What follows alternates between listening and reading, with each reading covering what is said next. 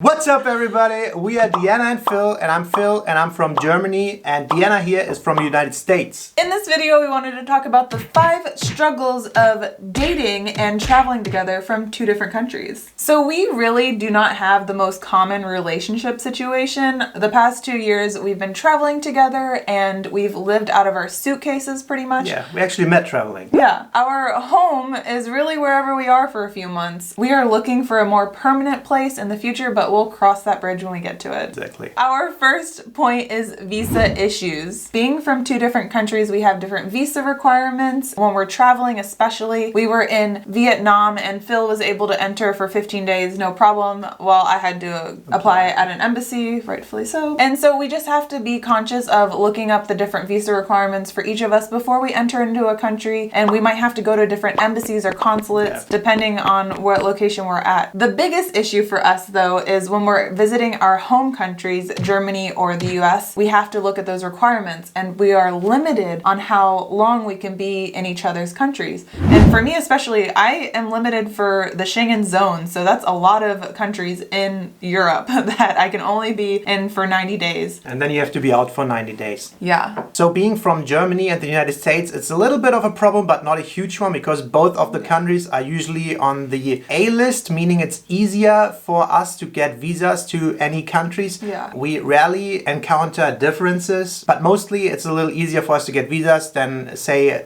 other countries or countries that are just on a list that have way harder requirements and more paperwork to do. I think the point is, though, we sometimes have to go to different embassies if we have to deal with our home countries. And yeah, absolutely the biggest point for us, which kind of prevents us for being settled and calm down a little bit, is the 90 days in, 90 days out. Same thing goes for Europe, Germany, the Schengen zone for Deanna. Same goes for me for the United States. I can go in for 90 days, have to be out for 90 again. So we could potentially alternate back and forth for 3 months. Expensive. But in general, it's just a little bit annoying, and it takes away the ease of living somewhere. Makes it definitely harder than being from the same country and dating. Okay, the second point we want to talk about is our families. The families are pretty far apart on 2 different continents, to be exact, which just makes it a little harder to visit them, to see them regularly, because we both think family is very important for us, especially when you grow older. You want to spend more time with your family. You value the time with your families more. Yeah, I think you haven't seen your family for almost 2 years now. Yeah, we'll be there later this year. That's one of the reasons why we wanted to move away from Asia and move closer to both of our families. Whether we figure out a place to settle down in Europe or the US, we'll be closer to them, not on the other side of the world. Financially, it's difficult. You can't just keep flying back and forth between Europe and America. It's expensive, so it's probably one of our bigger struggles because we value family, like Phil said. Exactly. So the third point, and this is probably more of a one-sided struggle,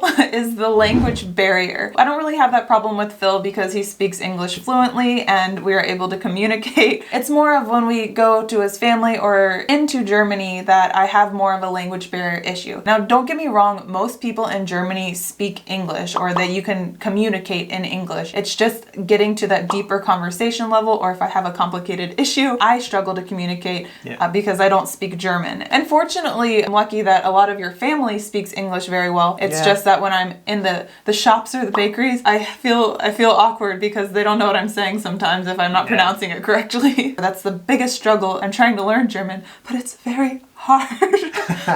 It's more of a one-sided issue. I'm excited to see how Phil reacts with my family, and he's going to be able to fully communicate with in-depth conversations if you want to. But I feel like it's a one-sided struggle for me, not really being able to break that barrier. That's true. And one thing I noticed here in Germany, we're in Germany right now, we're not living in one of the big cities, so we're a little remote. And I feel here it's a bigger problem definitely than in the bigger cities. Yeah. And I feel like people sometimes can even be a little reluctant to speak English. I think most of the young Germans speak decent English, if not fluent. And I think if we would live in Berlin or in Frankfurt, it would not be that big of a problem. And a big thing that I noticed is when you go to Asia, everything is in weird letters and in English. Yeah, that's true. And in Germany, it's mainly all German. So I did notice that when we were in Berlin, I was able to speak English. I attempted in German a few times, and then they just switched to English because it was easier. Yeah, another thing is in social environments. If you come together in Germany in a friends group that is very set. You usually tend to speak German. If you have a visitor like Deanna who doesn't understand, not everybody is comfortable switching completely to English just for that reason. It happens a lot that we meet people and there are just conversations in German going on and you just feel a little bit excluded, I guess. Yeah. Which is not that nice. I try to translate a lot of things in the aftermath. I can't do it simultaneously, obviously. That would be a little weird. Even then, for me, I notice sometimes that the language barrier will be there. If we're out and I have a German-speaking friend with me, I have you English-speaking with me, and then I have to speak to, I don't know, service people too, I switch back a lot between English and German, and sometimes it's so much that that gets a little bit of a problem for me too. So there's the language barrier for me. He's become my translator, which isn't fair. I noticed once he started talking to me full on German. He was like, wait, did I just speak to you in German? It actually was weird for me coming back to Germany in the first place because I haven't spoken German in forever, and coming back having to speak German, I felt like a beginner. I was stumbling. I had to actively think about the words I'm saying. Well, it'll be good. I'm learning German and hopefully I can become better. That won't be a barrier anymore. All right, our fourth struggle of dating between different countries is currency differences and exchanges. Yes. We use the currency of the country, especially when we're traveling. And the biggest issue we come across is probably transferring money between each other. Yeah. Because with the normal bank account, money wiring can be expensive to wire money into a different currency. PayPal has pretty high fees too at the moment. And I noticed that you have apps like Venmo, I think, in America, which makes it very easy. But actually, I found a pretty nice way lately. The company TransferWise, the website, has a very nice way to transfer money between euro and US dollars at least. And they give you like the official currency exchange rate, which is always very good and very small fee. But traveling around in Thailand and you need to pay rent in different currencies, you always have to think about the exchange rates a little bit. It's not a huge deal anymore because of these new companies, but it's still a little bit of an annoying situation. Fortunately, Phil is really good at doing math in his head, so he's able to like tell me the exchange pretty quickly. If we're looking at rent or something or how much something costs, he'll be like, all right, this is it in euros and dollars, which is super nice. Because of our situation and we split a lot of our bills, so we always have to calculate in our head how much does this cost in euros, how much is in dollars. We have spreadsheets, so we don't have to transfer all the time. And it gets especially annoying when it comes to making your taxes then. Because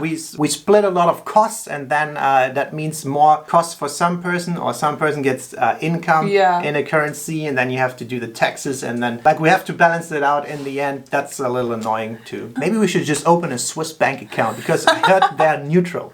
Yeah, that's what I heard. One day we'll be that wealthy. Our fifth and final point is that it's hard. It's not easy. It would totally be easier to date another American and you wouldn't have a lot of these issues, and I'm sure for Phil it would be easy to date another German, but this is gonna get corny. It's worth it. Yeah, I totally think it's amazing if people date across their borders. I really like that you are from America and that you even are this kind of a mixed bag. Yeah, I think one of the biggest pros is we're able to share each other's culture and things that we do differently, and it opens our minds to different ways. We don't always agree. We can agree to disagree, but it's one of my favorite parts is that we get to learn a lot about each other and about different cultures and customs. I think it's totally worth it. Oh, you're totally getting German already. I think your hair's starting to blonde. I wouldn't say that. Yeah, I actually haven't been to the US yet, but we're going in a little bit, in a couple of weeks. I think the cultural differences are there, but they're not that big. But I haven't been, so I'm curious if it is like I imagine it to be, or if it's completely nuts and different. It's not like Hollywood, I swear. Well, all my education comes from Friends and How I Met Your Mother, so yeah, so it's like living in New York and paying the cheapest rent. I don't know how Phoebe afforded that. Yeah, but in the end, definitely harder than dating from your own country, because let alone the visa stuff, all the stuff we mentioned before, it just makes it more bureaucratic. You have to do more paperwork, you have money issues, all that stuff. It's just not as easy, but when it comes to dating, it should not be a factor at all, because you're not trying to have a professional relationship that's as easy as possible here, but you just want to be with the person that you love.